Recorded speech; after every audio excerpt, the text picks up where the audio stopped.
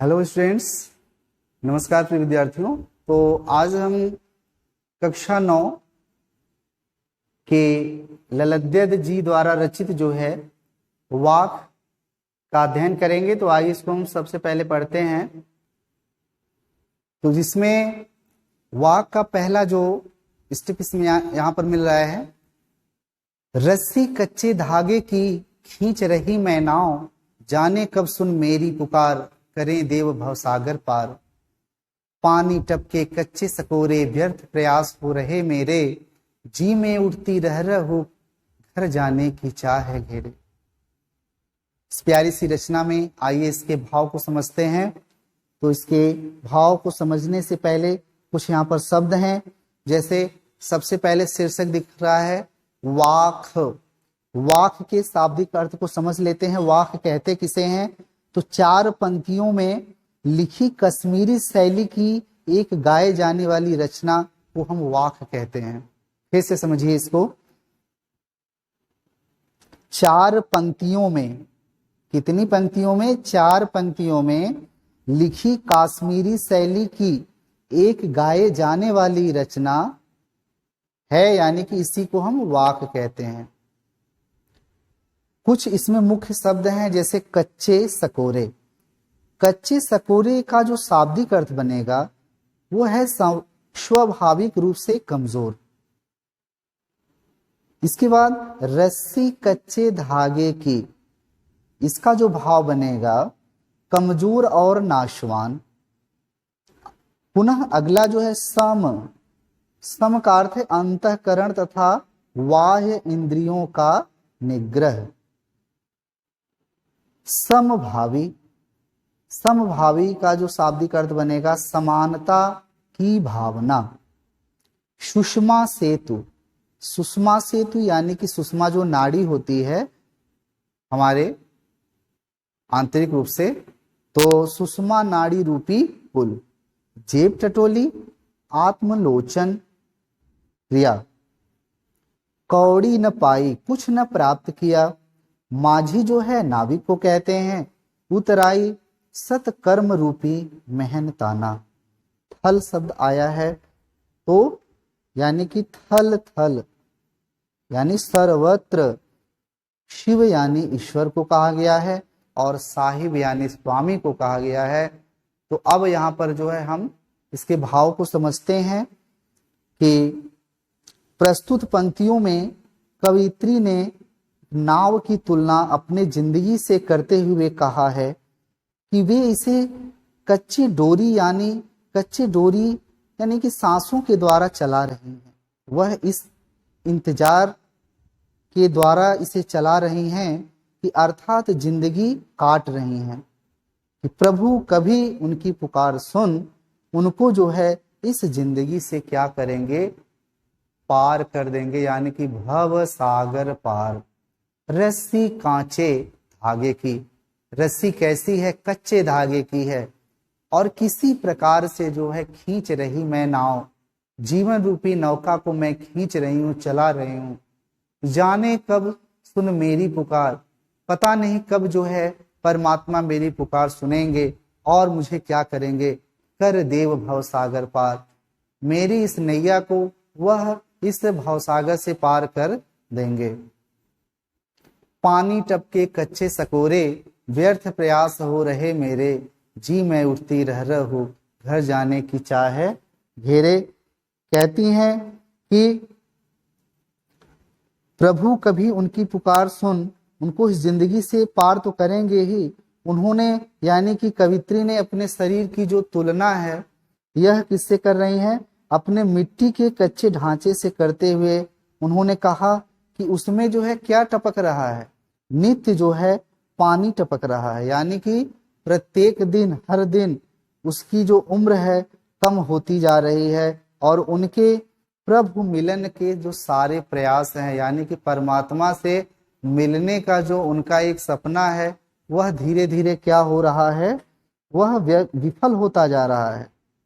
और प्रभु शरण में जाने के लिए वह बहुत ही उत्सुक हैं, किंतु धीरे धीरे जो है पानी टपकते, जिस प्रकार से एक घड़े से पानी टपक टपक कर रिस रिस कर क्या होता है, घड़ा खाली हो जाता है, ठीक उसी प्रकार से उनके जीवन रूपी घड़े से जो है एक एक दिन जो है निकल रहा है, और वह खाली घड़े के समान उनकी जो काया है, और वह चाह रही है कि परमात्मा का दर्शन हो, किंतु जो है ऐसा उनका सारा जो प्रयास है विफल हो जा रहा है, जबकि उनकी जो इच्छा है प्रभु शरण में जाने के लिए वह काफी उत्सुक हैं।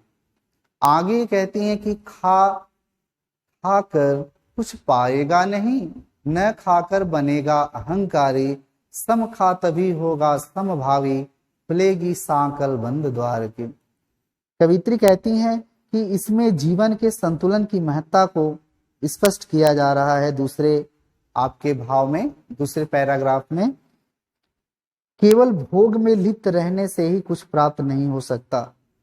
खा खाकर कुछ पाएगा नहीं, चाहे हम जितना भी खा लें उससे क्या मिलने वाला है, अर्थात कुछ नहीं। न खाकर बनेगा अहंकारी, किंतु यहाँ पर जो आशय है वह दिन प्रतिदिन स्वार्थी हो जाएगा। ठीक है, न खाकर बनेगा अहंकारी, अगर वो कुछ खाता नहीं है तो अहंकार से ग्रसित हो जाएगा, यानी स्वार्थ से ग्रसित हो जाएगा।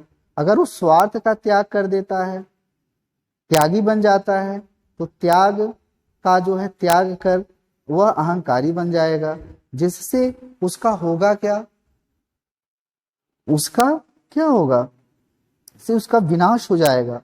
इसलिए व्यक्ति को जो है भोग और त्याग में समानता रखनी चाहिए, जिससे समभाव उत्पन्न हो, समभावी। अगर वो समभाव से देखेगा तभी खुलेगी क्या, साकल बंद द्वार की, उसकी जो भ्रम की बुद्धि का जो द्वार है तभी जाकर उसमें प्रकाश की उत्पत्ति होगी, अन्यथा जो है वह समझ नहीं पाएगा। कहने का आशय कि इसमें जीवन के संतुलन की महत्ता को स्पष्ट करते हुए कवित्री कहती हैं कि केवल भोग में लिप्त रहने से किसी को कुछ प्राप्त नहीं हो सकता, वह दिन प्रतिदिन स्वार्थी हो जाएगा। स्वार्थ का त्याग कर त्यागी अगर बनता है तो त्याग कर वो अहंकारी बन सकता है, जिससे उसका विनाश हो जाएगा। इसलिए व्यक्ति को जो है भोग और त्याग में समानता रखनी चाहिए, जिससे समान भाव उत्पन्न हो सके। ठीक है, आगे जो है, आई सीधी राह से गई न सीधी राह, कुसुम सेतु पर खड़ी थी बीत गया दिन आ, जेब टटोली कौड़ी न पाई, माझी को दूं क्या उतराई, माझी को दूं क्या उतराई।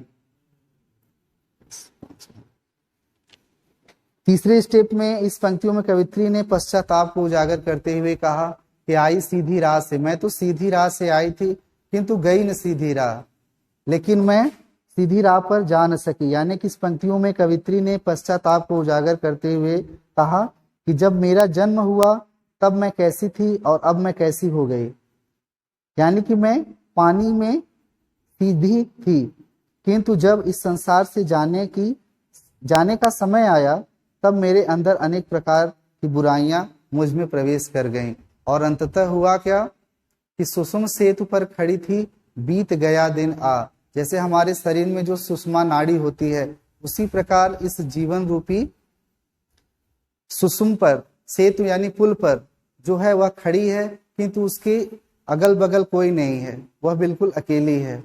और वह बीत गया दिन आ, सभी अपने जीवन के एक एक दिन व्यतीत हो जाने पर उसके अंदर एक आह निकलती है, और अंततः जब वह जेब टटोली कौड़ी न पाई, यानी कि वह स्वतः के अंदर झांक कर देखती है तो उसमें पुण्य रूपी एक भी कौड़ी उसको नहीं मिलती है। और जब अंत समय में वह परमात्मा में विलीन होने का समय आता है तो फिर वह सोचती है कि मैं उस परमात्मा को उतराई के रूप में क्या दूं। कहने का आशय कि उसके पास देने के लिए कुछ भी नहीं रहता।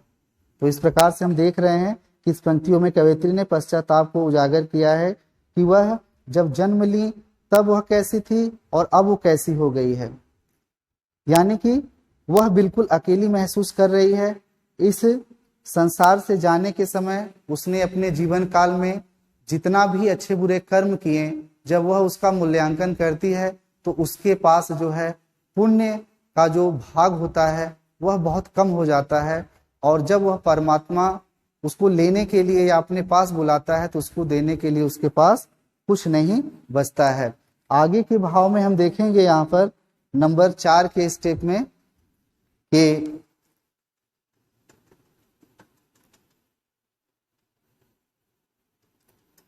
थल थल में बसता है शिव ही, भेद न कर क्या हिंदू मुसलमान, ज्ञानी है तो स्वयं को जान, वही है साहब को पहचान। तो इसमें कवित्री का आशय यह है कि ईश्वर तो कण कण में व्याप्त रहता है, शिव अर्थात जो कल्याण करने वाला हो, कल्याणकारी, उसको ही शिव कहते हैं। थल थल यानी कि प्रत्येक जगह, तो कण कण में वह सबके हृदय में है। इसलिए हमें किसी व्यक्ति में भेद न कर, यानी कि किसी भी व्यक्ति में हमें अंतर नहीं करना चाहिए, भेद नहीं करना चाहिए कि वह हिंदू है या मुसलमान है। ज्ञान, अगर वह ज्ञानी है तो स्वयं को जान, अगर वह वास्तव में उसको ज्ञान है तो वह स्वतः स्वयं को अगर पहचान लेता है तो उसे यह ज्ञात हो जाएगा कि ईश्वर अन्यत्र कहीं नहीं बल्कि वह क्या है, वह उसके भीतर ही है। तो कहने का आशय हमारा, कवित्री का आशय यह है कि ईश्वर कण कण में है, वह सबके हृदय में वास करता है। इसलिए हमें किसी भी व्यक्ति में जो है हिंदू मुसलमान नहीं करना चाहिए। अगर कोई ज्ञानी है तो स्वयं के अंदर झांक कर स्वयं को जानना चाहिए। यही जो है ईश्वर से मिलने का एकमात्र साधन है। तो इस प्रकार हमने देखा कि वाक के द्वारा जो है पूरे जीवन काल में किए हुए अच्छे बुरे कर्म को जो है कवित्री ने यहाँ पर अभिव्यक्त किया, और जिसके माध्यम से वह पछता रही है कि उसने अपने जीवन के लक्ष्य को नहीं प्राप्त किया, अर्थात वह परमात्मा से नहीं मिल पाई। तो अतः सभी मनुष्य को जो है अपने अच्छे कार्य ही करना चाहिए। यही सीख हमें इस वाक्य के द्वारा मिलता है। तो हम अपने इस टॉपिक को यहीं पर विराम देते हैं और मिलते हैं फिर अगले टॉपिक में। धन्यवाद।